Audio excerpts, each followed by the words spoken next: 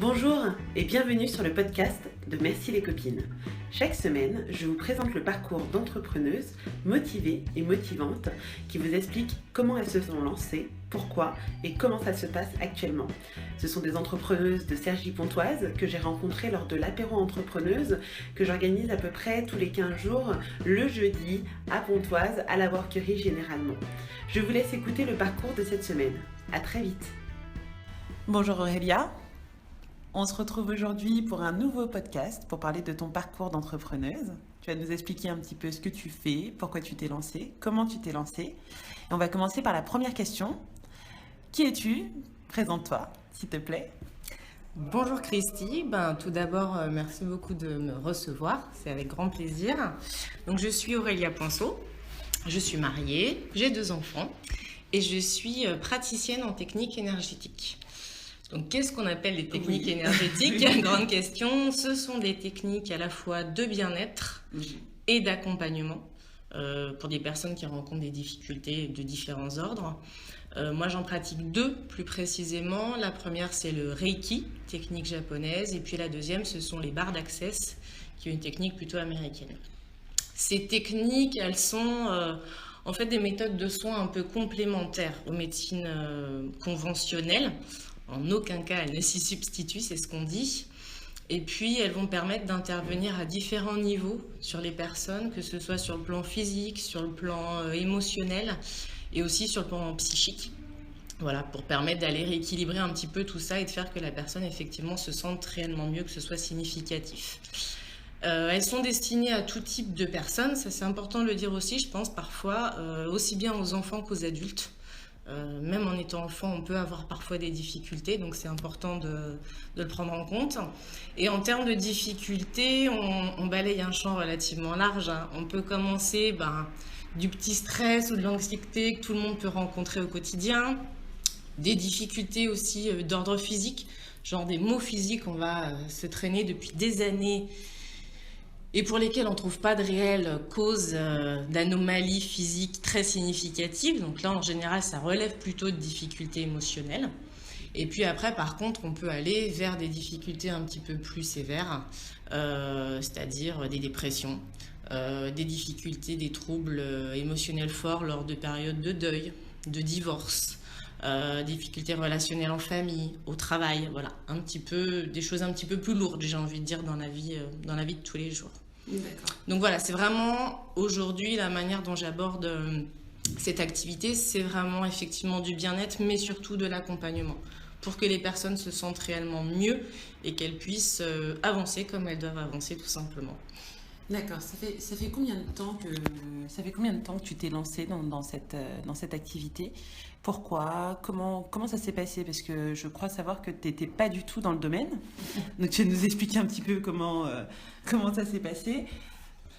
Alors, c'est effectivement tout frais. J'ai démarré au mois de juin de cette année, donc ça fait juste quelques mois. Je dirais que le parcours est un peu atypique. J'étais effectivement pendant de nombreuses années dans une société qui faisait des adhésifs industriels et dans laquelle j'ai exercé différentes fonctions. J'ai commencé même dans un centre de recherche chez eux et j'ai terminé après des postes marketing et commerciaux comme responsable en business développement en Europe. Donc voilà, 2 mondes, rien à voir. C'est un métier qui était passionnant. Mais néanmoins qui m'a beaucoup consommé d'énergie justement, qui a été très sollicitant pour diverses raisons et qui fait que ça s'est un petit peu mal terminé puisque comme malheureusement beaucoup de personnes, j'ai subi un burn-out et donc avec l'obligation de m'arrêter et ça s'est terminé en rupture conventionnelle. Mais comme je dis souvent, c'est une expérience qui a été un mal pour un bien.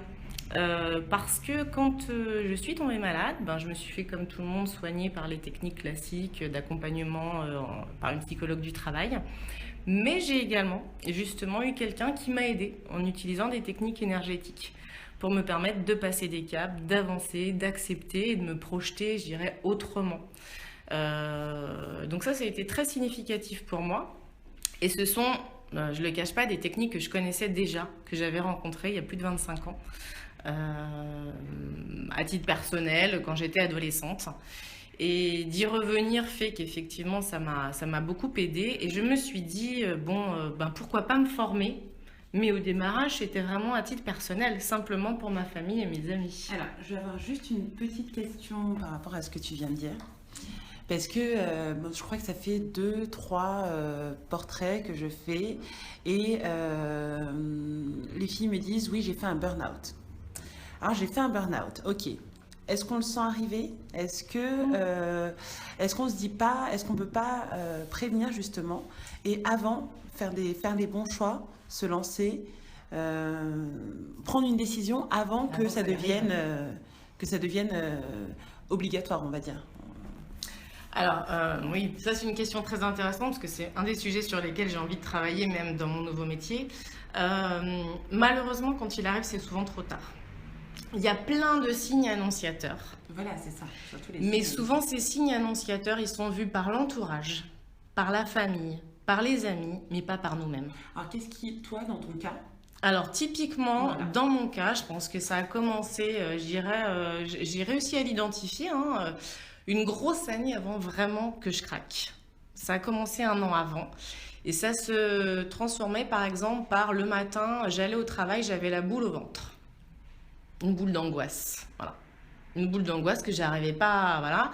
Et à l'époque, je travaillais sur un projet qui était très important, qui était vital pour la société, qui était significatif. Et du coup, je me disais, ben, c'est juste parce que c'est la pression, en fait. Voilà, parce que c'est facile de mettre tout par rapport à la pression. C'était pas forcément ça, non. C'était oui, il y avait des difficultés, oui, c'était pas simple, mais du coup, je mettais ça sur la difficulté du travail, mais pas sur le fait que c'était en train de m'affecter à titre personnel. Donc voilà, il y a les boules d'angoisse, il y a le fait de commencer à avoir des insomnies la nuit. À chaque fois que je devais faire quelque chose, je remettais un peu en question mon travail. J'étais toujours en train de me dire, c'est peut-être pas suffisant, faut peut-être en faire plus. Voilà. Tout un tas de signes comme ça qui arrivent. Ça peut être des grosses fatigues, mais c'est pareil, la fatigue, c'est tellement... on se dit, ben oui, je fais des heures, je suis fatiguée. Mais si on est vraiment objectif, c'est pas la même fatigue que d'habitude, c'est pas le même stress que d'habitude et c'est pas les mêmes angoisses que d'habitude, effectivement. et à partir de quand tu t'es dit, là, il faut vraiment que je fasse quelque chose pour m'aider, il faut vraiment que je prenne une décision. Alors moi, j'ai pas eu le temps de me le dire. Je suis très honnête, je suis arrivée un matin au travail et je me suis mise à pleurer. Et j'ai pleuré pendant 5 jours sans m'arrêter et j'ai pas pu travailler. Donc force a été de constater qu'il fallait que je m'arrête de travailler. Voilà. Et c'est souvent comme ça que ça se passe. Il y a des gens, il y a un matin, ils n'arrivent pas à partir au travail. Tout simplement. Et ça, c'est quand on est allé jusqu'au bout du bout et qu'on peut plus. Donc on va voir quelqu'un et on nous verbalise que on est en burn-out. Et souvent, la grosse difficulté des personnes, c'est à admettre qu'elles y sont. Voilà. Souvent, on se dit non, c'est passager, c'est un coup de mou, ça va revenir. Et puis, qui dit burn-out dit souvent quitter sa société, quitter son travail, changer de métier. Très souvent, c'est ce qui est recommandé parce que c'est difficile de rester dans le même environnement. Et les personnes ont vraiment du mal à passer ce cap. Et j'avoue que moi, j'ai été relativement vite dans ce cap-là. Parce que j'ai fait le suivi psychologique, mais aussi parce que je me suis fait suivre en technique énergétique. C'était ce qui m'a permis, moi, de passer vraiment le cap le plus facilement possible. Est-ce que tu crois que ta condition de femme est est un facteur aggravant ou quelque chose qui... est-ce que le burn-out est quelque chose qui pourrait toucher plus les femmes que les hommes? Alors pour moi, il touche pas plus les femmes que les hommes, pas plus un milieu social qu'un autre. Il touche tout le monde. Je dirais que j'ai remarqué, parce que j'en ai rencontré beaucoup, qu'il a tendance à toucher les personnes qui vont mettre un niveau d'implication dans le travail qui n'est pas le bon. Voilà. C'est-à-dire qu'ils vont s'en rajouter en permanence. Voilà. C'est-à-dire avoir un niveau d'exigence avec elles-mêmes qui est limite au-delà de ce que la société attend tout simplement, quoi. Donc ça, c'est peut-être quelque chose qu'on ne dit pas beaucoup, mais le burn-out, pour moi, il y a 2 coupables. C'est-à-dire qu'il y a la société, qui souvent demande beaucoup à son salarié, mais il y a aussi le salarié qui lui-même ne met pas la distance qui convient par rapport à la situation. Et ça, c'est une réalité. Ça, on a du mal à dire parce que c'est pas très agréable de se dire qu'on a une part de responsabilité, mais on a une part de responsabilité, clairement. Au bout de combien de temps tu t'en es remise? Moi, c'est allé relativement vite. Si je mets tout au bout du bout, au bout d'1 an, j'avais fait ma rupture conventionnelle. Voilà. Ce qui, dans les cas de burn-out sévère, puisque c'était le cas de ce que j'ai subi moi, est relativement rapide, sachant pendant ces 1 an, j'ai même recommencé à travailler un petit moment. Donc voilà, j'ai été arrêtée en tout et pour tout, je crois, 9 mois. Donc c'était relativement court. Et au bout de ces 9 mois, j'avais clairement accepté qu'il fallait que je quitte ma société, qu'il fallait que je fasse autre chose, que je ne reprenne pas une activité salariée et pas le même secteur d'activité. Même si mon métier était passionnant, mais j'étais consciente que si je repartais dans ce secteur, je repartais dans mes travers. Donc il fallait vraiment que je change. Donc on en arrive naturellement à l'entrepreneuriat. Voilà. Et donc là, tu vas nous expliquer comment ça s'est passé, Oui. comment tu as découvert ces techniques et comment finalement tu les proposes maintenant à tes clients. Alors donc c'est ce que je disais, je les ai découverts il y a déjà de nombreuses années, mais effectivement aussi donc dans mon processus de guérison, j'ai voulu au départ les utiliser qu'à titre familial et amical. Et puis c'est un peu les amis qui m'ont dit mais ça te va super bien quoi. Voilà, c'était un peu la révélation. Au début, forcément, on est un peu frileux parce qu'on se dit c'est à 180 degrés, voire 360 par rapport à la précédente activité. Et puis finalement, j'ai pris la décision de me lancer. Donc je me suis vraiment formée pendant quasiment 9-10 mois. Alors, ce n'est pas des formations diplômantes comme on peut avoir sur certains métiers, mais par contre, vraiment avec un enseignant qui pratique ça depuis de nombreuses années, qui nous transfère ses connaissances. Et puis après, il y a beaucoup de travail de pratique à faire. Donc, j'ai passé les 9 mois à me former. Ensuite, à définir le lieu où j'allais exercer, parce que je ne voulais pas exercer dans mon domicile. Donc, j'ai défini le lieu, comment, quel profil. Et puis, je dirais, ça évolue toujours là. C'est en évolution permanente. Et ça a été un vrai projet sur lequel j'ai passé du temps, j'ai bien travaillé et j'en suis ravie aujourd'hui. Je regrette pas du tout le changement. Alors, une autre question, c'est de savoir qu'est-ce que tu as découvert chez toi de positif qui te permet d'aller plus loin chaque jour. Alors je pense que pour moi, la vraie découverte, c'est d'être capable d'affronter un peu ses peurs et ses doutes face à l'inconnu. Voilà. Moi, j'étais quelqu'un qui avait tendance à tout bien organiser, tout bien planifier avant d'avancer. On se rend compte que quand on arrive dans l'entrepreneuriat, il y a des choses qu'on maîtrise, mais il y a des choses qu'on ne maîtrise pas. Et il faut se faire simplement confiance, y aller. Et je pense qu'avec une bonne démarche positive, souvent, on a plutôt un bon retour. Mais voilà, c'est ça vraiment qui pour moi a été significatif sur la découverte de ma personnalité. D'accord. Et alors, au contraire, je sais pas si c'est au contraire. Est-ce que tu as des points d'amélioration sur lesquels tu travailles, déjà que tu as identifié, des points entre guillemets négatifs, même si j'aime pas trop ce mot-là, mais des points d'amélioration que tu as identifiés et donc sur lesquels tu travailles chaque jour ou en tout cas que tu sais qu'il faut travailler chaque jour? Alors, il y a deux choses qui pour moi étaient importantes. La première, c'est que j'ai démarré l'activité donc en proposant les techniques de la manière dont on me les avait enseignées. Mais j'ai vraiment éprouvé le besoin, et ça j'ai passé beaucoup de temps, de faire un lien entre souvent les ressentis physiques des personnes et ce à quoi ça correspondait émotionnellement et psychiquement chez eux. Donc j'ai passé beaucoup de temps là-dessus, voilà, parce que je sentais que c'était un point d'amélioration qui permettait vraiment aux gens, quand ils venaient de me voir, et même après séance, de leur dire après une séance, n'hésitez pas, dites-moi comment vous vous sentez physiquement, parce que c'est plus facile pour les personnes de parler de ce qu'ils ressentent physiquement, et de leur faire un lien en leur disant, voilà, si vous ressentez ça physiquement, chez vous, ça correspond à ça émotionnellement, ça correspond à ça psychiquement, voilà. Alors ça c'est, je vais insister un tout petit peu.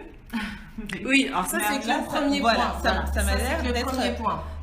Mais pour moi c'était important. Oui, mais c'est par rapport à ton activité là. Tout à fait. Voilà. Moi je veux vraiment parler de toi. Alors pour moi, de ce que dans ta personnalité tu dois améliorer. En tout cas, tu vois un point ou des points à améliorer.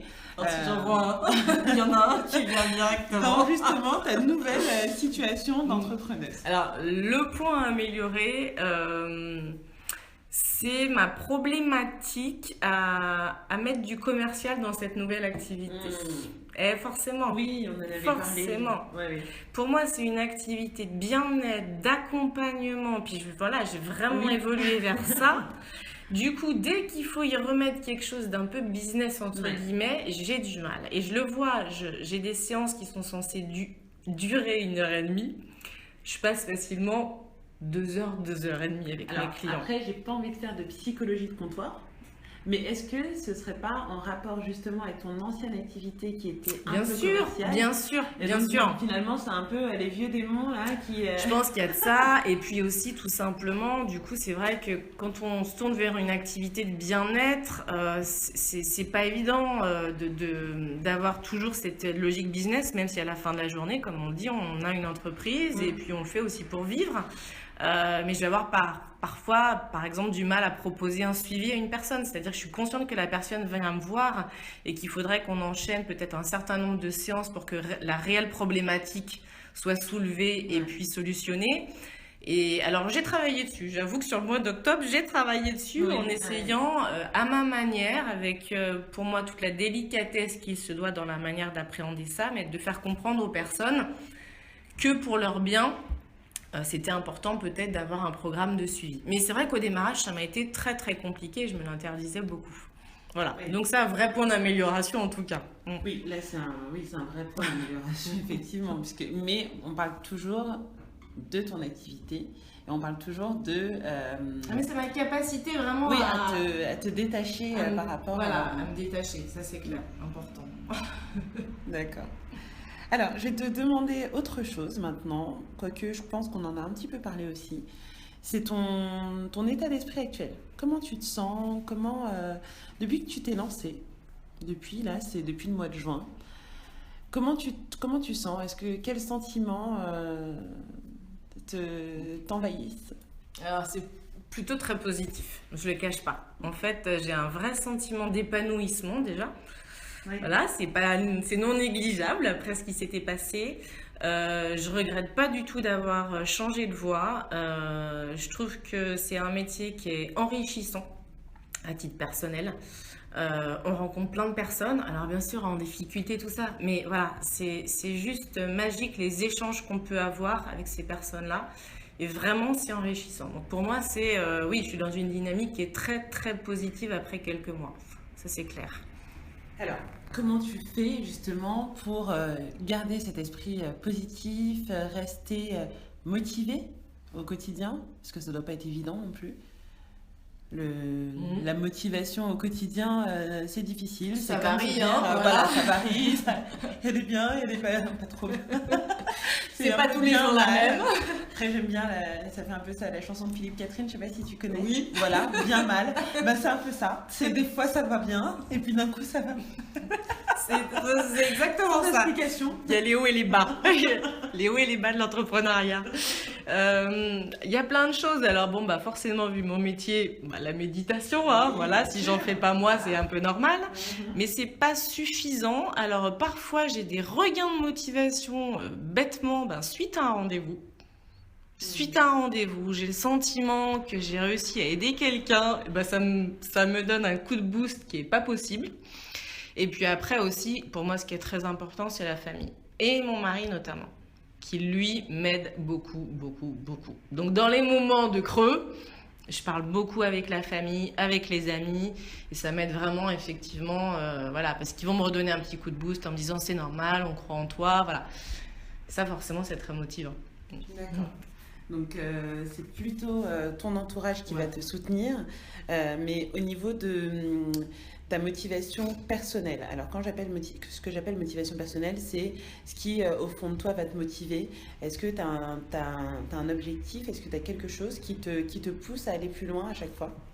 Oui, parce que je me suis... il y a l'activité en tant que telle que je pratique, mais je fonctionne beaucoup dans la logique de projet. Je pense que c'est ça qui me permet de garder la motivation. Je vois sur la fin du mois, j'ai prévu de faire un projet de porte ouverte. Forcément, tu es motivé, il faut le préparer, il faut l'organiser. J'ai des projets d'intervention dans le domaine de l'entreprise aussi. J'aimerais beaucoup intervenir dans l'entreprise pour le bien-être des gens au travail.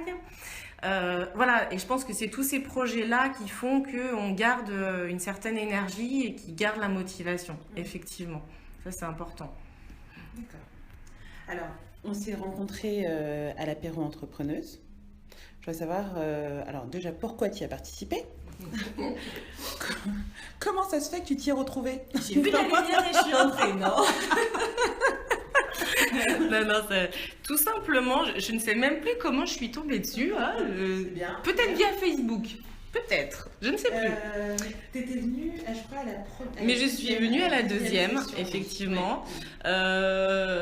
Je crois que l'idée, j'avais pas une idée, j'ai envie de dire gigantesque à la base, mais c'était de me dire, j'ai envie d'échanger avec des personnes qui sont dans la même situation que moi. Voilà, pas forcément dans le même métier, mais dans la même situation. C'est ce qui m'intéressait.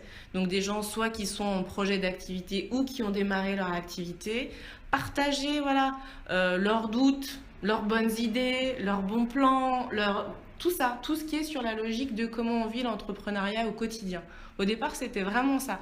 Parce que souvent, on est un peu tout seul quand même dans cette démarche-là, chez soi, à réfléchir, à avoir ses bonnes idées, on en parle à la famille, mais c'est pas suffisant et je trouvais que c'était bien d'avoir des gens qui soient dans cette logique-là, mais pas forcément dans le même métier. Parce que du coup, ils peuvent nous apporter d'autres choses aussi. D'accord. Donc c'était vraiment le but. Super, merci beaucoup. Et là, maintenant, on va reparler de toi. Quels sont tes projets pour la suite? Alors, j'en ai parlé un peu, il y a les projets court terme, développer l'activité, tout ça, faire les portes ouvertes, voilà. Après, ce que j'ai envie de te demander, c'est plutôt comment tu te vois dans 1 an, comment tu te vois dans 3 ans, et est-ce que tu t'es déjà imaginé dans 10 ans? Alors. Oui, c'est difficile Alors c'est même pas ça, c'est que mon nouveau métier et donc mon nouveau mode de vie, qui est en adéquation avec, fait que je suis plus sur une projection à très court terme qu'à très long terme. D'accord. Vivons au moment présent, hein, oui, voilà, oui. Beaucoup. L'entrepreneuriat nécessite d'avoir une certaine visibilité, mais je ne veux pas mettre de pression avec une visibilité à long terme. Donc, en fait, déjà, j'essaye de vivre pleinement ce que je dois vivre là, en ce moment. Je me projette effectivement sur le début d'année prochaine très bien en me disant je souhaiterais intervenir en entreprise et proposer mes services dans le domaine de l'entreprise. Je sais aussi que j'aimerais à terme pouvoir rejoindre peut-être certaines personnes, avoir des partenariats avec des personnes qui travaillent sur le bien-être au travail. Pour moi, c'est important. Voilà, je pense que mon expérience passée, mon expérience et mon métier d'aujourd'hui me permettent d'avoir une vision un petit peu là-dessus. Et j'aimerais vraiment échanger et être relativement active en fait sur cette logique-là. Donc ça, c'est comme je me projette un petit peu voilà, dans le futur. Maintenant, me dire dans 5 ans où je serai, je ne sais pas vraiment. Je ne sais pas vraiment. Alors peut-être que j'aurai beaucoup développé mon activité, peut-être que je ferai des interventions d'entreprise, peut-être qu'à terme, je peux avoir un projet de création, genre de, pas maison de bien-être, mais on va dire quelque chose comme ça avec différents thérapeutes. Voilà, c'est des choses qui sont dans ma tête, mais qui restent... Oui, il y a quand même des projets. Oui, il y a des idées. Voilà, il y a des idées, il y a des envies, mais par contre, je ne me fixe pas... dans 3 ans, il faut que je sois là. Dans 5 ans, il faut que je sois là. Voilà, ça reste vraiment quelque chose de très ouvert parce qu'en plus, je me rends compte qu'il y a des opportunités qui arrivent comme ça tous les jours, un petit peu sans s'en rendre compte. Il faut s'adapter aux opportunités qui arrivent. Ouais. Oui, alors ça, ce côté-là, c'est le côté un peu... on entreprend et en fait chaque jour on entreprend. C'est voilà. un peu ça. C'est chaque jour alors pas chaque jour mais en tout cas régulièrement de nouvelles idées se présentent à nous, de nouvelles par rapport aux rencontres parce que dès qu'on s'ouvre un petit peu forcément on découvre de nouvelles personnes qui ont peut-être aussi une idée complémentaire à la nôtre donc qui nous permet de nous ouvrir un petit peu. Est-ce que comment on le gère ça parce que on a quand même un plan de départ. Voilà, il y a quand même un plan de départ. Ce plan, on voudrait bien le voir se réaliser. Il va plus ou moins dans le sens qu'on voudrait, voilà. Mais on rencontre du monde. Et comment ça se passe ça quand tu rencontres des gens? Est-ce que tu t'adaptes ton projet à ces rencontres? Est-ce que par exemple, parce que je crois que tu étais avec, je sais plus, c'était avec Mélanie, je crois. Je vais pas raconter n'importe quoi. Laquelle? Ah oui. Non mais, je veux dire, est-ce que dans le cadre d'un partenariat, tu avais dû revoir un peu ton projet, revoir un petit peu ce que tu avais prévu au départ? Alors, ça n'a pas été encore le cas aujourd'hui, mais effectivement, j'ai des entrepreneuses que j'ai rencontrées à l'apéro des entrepreneuses avec lesquelles on avait évoqué... Je ne sais pas si on peut vraiment parler de partenariat, mais effectivement, on avait des idées de connexion, d'association. Avec certaines personnes, ça se met gentiment en place. Je dirais, l'idée, c'est simplement de rester ouverte à ces opportunités-là, sans remettre fondamentalement en question le projet. Se poser la bonne question quand même quand l'opportunité se présente. Pour moi, il faut y aller, c'est-à-dire qu'il faut discuter, échanger avec les personnes et après se poser la bonne question. Est-ce que c'est vraiment ce que je veux? Est-ce que ça me correspond vraiment? C'est pas parce que l'opportunité arrive qu'il faut la saisir absolument. Faut pas. Ça peut être le risque de l'entrepreneuriat au démarrage. C'est de se dire, excusez-moi l'expression, mais je vais manger à tous les râteliers pour être sûr d'y arriver. Je pense pas, non. Il faut que ça reste cohérent avec le projet qu'on a et plus qu'avec le projet avec soi-même. Oui, c'est sûr. C'est important. Vraiment dans ce sens-là. Mais après, le projet peut rester cohérent, mais avoir de nouvelles... Bien sûr, voilà. Des petites antennes. Exactement, des petites branches au projet principal. Où est-ce qu'on peut te retrouver sur... Alors, est-ce que tu as un site internet? Non, pas encore. Il D'accord. est en cours, mais Je crois savoir que tu as une page Facebook. Voilà, j'ai une page Facebook, donc vous pouvez me retrouver sur émotionpositive@aurelia.so. Voilà, donc ça, sans problème. Le site internet, j'ose espérer, sera là d'ici la fin de l'année. Et puis, projet de blog également pour partager, je pense, plein de bonnes infos. Alors, on parlait des portes ouvertes. Oui, alors ça, c'est un projet de fin novembre. J'ai encore... Fin novembre. 25 novembre, j'espère. La date n'est encore pas calée sûr, mais on n'en est pas loin. Je publierai sur la page Facebook, bien entendu. L'idée, c'est quoi? C'est rarement c'est fait, mais c'est d'ouvrir le cabinet. C'est dire aux personnes, vous pouvez venir une journée, voir l'ambiance, parce que parfois les gens ils ont besoin de voir le lieu. Et puis aussi, je vais accorder du temps, je vais passer des créneaux d'1 heure à 1 heure, pendant lesquels je vais expliquer vraiment les techniques, ce que je pratique, mais aussi comment je vois leur intérêt par rapport aux problématiques que les gens peuvent rencontrer. L'idée, c'est vraiment d'échanger et de discuter sur les techniques et que les gens appréhendent mieux ces techniques et voient mieux, je dirais, leur intérêt, à quoi elles servent, et puis qu'ils posent toutes leurs questions, tout simplement. Où est-ce que ça se déroulera? Alors, le cabinet est à Vaux-sur-Seine, dans les Yvelines. On n'est pas très loin de Cergy, on est à 20 minutes de Cergy. Voilà, et ça sera donc a priori le samedi 25 novembre. Bon, bah c'est génial. Voilà. Merci beaucoup. Ben, merci à toi, Christy, pour l'invitation. Avec plaisir. À très bientôt. Merci à tous d'avoir écouté ce podcast de Merci les copines. Je reviens très rapidement avec un nouveau parcours, une nouvelle entrepreneuse. En attendant, vous pouvez retrouver toutes les infos sur www.mercilescopines.com, sur la page Facebook Merci les copines et sur Instagram. Les podcasts sont sur YouTube, sur la chaîne Christy MLC. À très bientôt. Ciao.